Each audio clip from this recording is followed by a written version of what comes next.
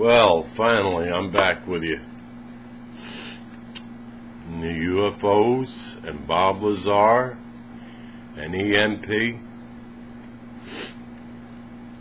Very interesting. Yes, I'm going out of my way to smoke and drink here because I heard it was going to be outlawed on YouTube, along with teddy bears with red noses, eating peanut butter out of a jar with a spoon, runny eggs. Okay, can you catch what I'm picking up there? Anyway, okay. So with EMP, Bob Lazar was working in S4 area of Area 51. EMP, magnets, okay? Electromagnetic pulse, or electromagnetic amplifiers, or electromagnetic generators, okay? Now, seeing is believing, right? Have you ever tried to push two magnets together, or had it the other way where they want to come together? Okay? See, I'm going to skip over into religion a little bit here, because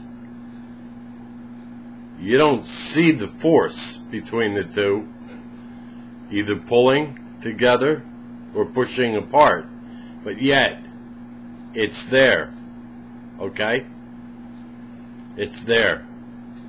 What is it? What is it? It's interesting, isn't it? Okay?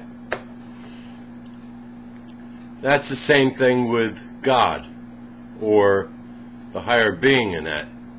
You don't see it. You don't see him or it. But the mere fact that we're here questioning that and being able to do that, okay, along with being able on this earth, just hang with me, I'm just going to be quick, you know, being able to have animals or whatever, you know, food to eat, water to drink, air to breathe, proves there's a higher being that did it. Now, we don't see it, just as with the magnets, okay? We don't see the power. Okay? And if you flip on over, we don't see the reverse power, which could be, again, with good and evil also. Okay, but let's get to the examination that Bob Lazar said. Now, he said he was able to inspect the Sportster model. Okay? Everything was like mold injected. Everything was smooth, no sharp corners or anything. He said it was like melted down wax, okay, until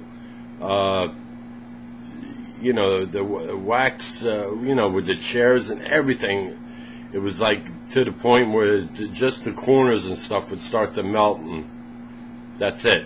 Everything was no sharp corners at all, and underneath you had your three. Okay, here's where I'm not sure on my info here. Were electromagnetic generators or electromagnetic amplifiers. And then you got to bring in the element 115 that Bob Lazar has. Okay? Now, again, with guitars and amplifiers, they're able to take magnets in the amplifier speakers, and especially in the guitar magnets. Okay, in the amplifier speakers, I mean the magnets that are in the speakers. Okay, but in guitars, I had a guitar one time. Okay, I've had actually over 135 of them. That's another story.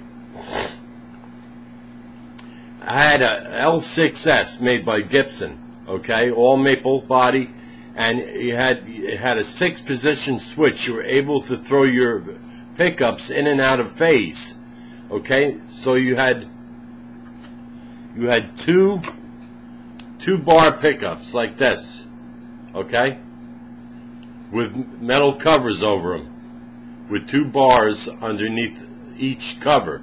You were able to throw, for instance, this one here against, take your pick, this one, okay, and create a whole nother sound. All right, it would be a whole nother sound, not because of it was built into, that sound was built into the guitar, but as to the cause effect of those magnets going against the metal strings stretched across the guitar neck and bridge. All right, they would create a weird sound, okay, because they were, what you were hearing was the out of phase of these magnets, and it was able to do it through L1 through L6, okay? Very interesting. Very interesting. Okay. Now, I don't want to go over the 10 minutes because I noticed that I didn't get my other video up that I'm redoing basically right now. Okay? And Bob Lazar spoke about the element 115, okay? Now, up until that, the scale of elements only was in the 90s. When this 115 came along, all of a sudden the element scale, okay, you know, for such as water, iron, silver, gold, you know, I'm talking about copper or uranium, all the elements, all of a sudden shot up to 115. Now, they tried to mess around with make it 116, but it became unstable, okay? But what I'm getting at now, too, is with the magnets, they were able to create their own, like, atmosphere, negative to our gravity. So they were able to basically float like a helium balloon, okay? And they were able to, like, aim their amplifiers. I wanted to get that word in there. Their the EMAs or whatever, the amplifiers in a certain way, so that in their world, they'd actually be like this, but they'd be like this, sliding down. Okay? Can you dig it? They'd actually be going level, but they'd be sliding down in their own reality. And actually, in reality, it would be happening because of the EMAs, okay, the electromagnetic amplifiers. Now, add in that element 115. I'm not able to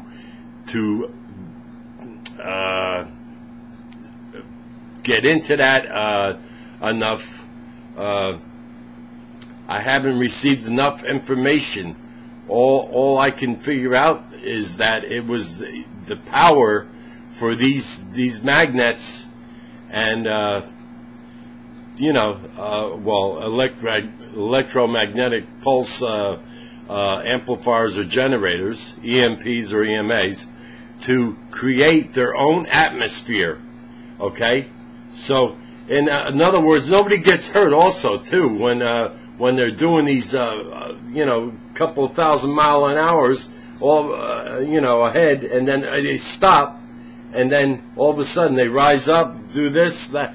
Nobody feels nothing because the atmosphere inside the UFO, okay, unidentified flying object, but what else can you call them? Okay, so anyway, they don't feel the gravitational pull on anything because they're basically in another gravitational world. All right,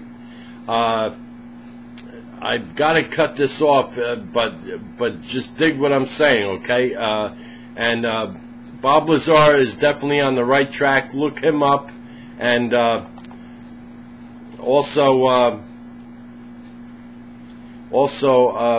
I'll be in touch with you. All right. Okay, I gotta go. Smoke slow out. God love yous all that deserve it.